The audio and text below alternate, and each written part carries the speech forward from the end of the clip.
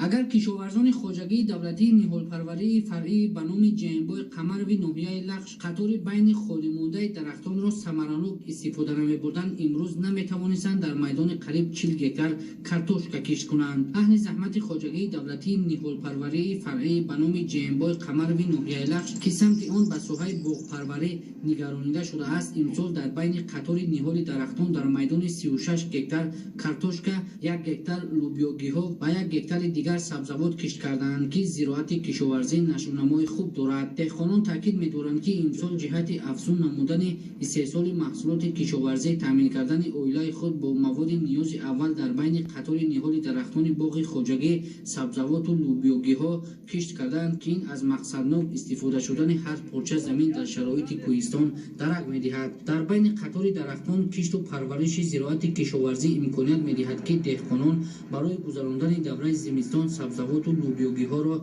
به طور ضروری ذخیره نمایند.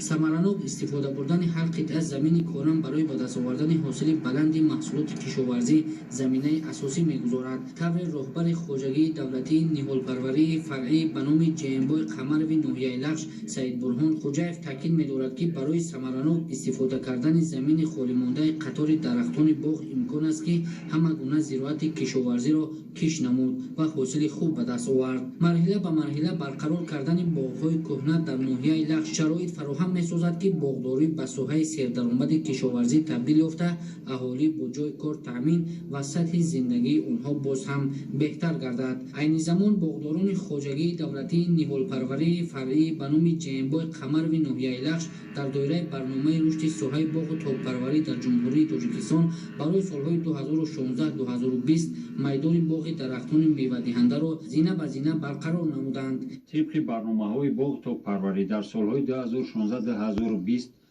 در خواجگی دولتی جنبای قمروی ناحیه لخش 9 گکتار باغ نو بنیاد کرده شده است در تل و تپه‌ها و 30 گکتار باغ کهنه برقرار کرده شده است. طبق دستور سپارش‌های اساسگزار صلح و وحدت ملی پیشوای ملت پرزیدنت جمهوری تاجیکستان محترم امامعلی رحمان وی زمین ثمرانک و عاقلانه استفاده برده شده در بین قطارهای باغ‌ها زراعت‌های سبزواتی از جمله سبزی، پیاز، چسناک، کارتوشکا و غیره کشت کرده شده است. عین زمان اوزوقه اول داده شده در مرحله آمانی قرار دارد. در خواجگی اساساً درختان سیب، زردآلو و نوک شناخته شده است. سال روان جهت زیاد نمودن میدان باغ میوه‌دهنده و به گردش کشاورزی در آوردن زمین‌های بیکار خوابیده در تل و تپه‌ها باغ نو بنیاد کرده شد که همزمان در بین قطار نهال‌ها کارتوشکا، سیرپیاز و دیگر سبزوات کشت کردند. خواجگیداران برای عاقلانه استفاده بردن هر قطعه زمین کارم آبی همسالت تدبیرهای مهم را عملی می‌نمایند تا که میدان باغ میوه‌دهنده را زیاد نموده در استحصال میوه‌های لذیذ از جهت اکولوژی تازه سهم گذارند. نوریدین قربان، بهرالدین اسماعیل‌دین، عبیدالله سیبری از ناحیه لخش برای برنامه اخبار.